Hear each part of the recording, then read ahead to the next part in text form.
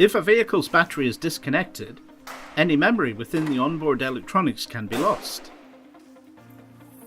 This could affect mirror settings, trip and fuel readings, radio presets, or even a radio code. This memory saver features an internal 12V 7A sealed battery and is used to preserve the onboard memory and settings. It is connected to the vehicle via the 12V power socket or alternatively the OBDII port. LEDs on the front of the unit provide information on the internal battery condition and charging progress. Once connected, simply disconnect the vehicle's battery, remembering to insulate the positive battery lead as it will now be live.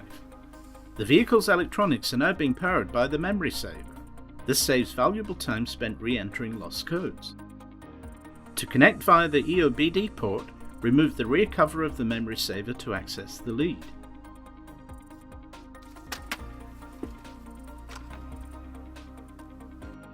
Then connect up and switch on. The unit is provided with a mains charger and can also be used as a power source for 12V accessories.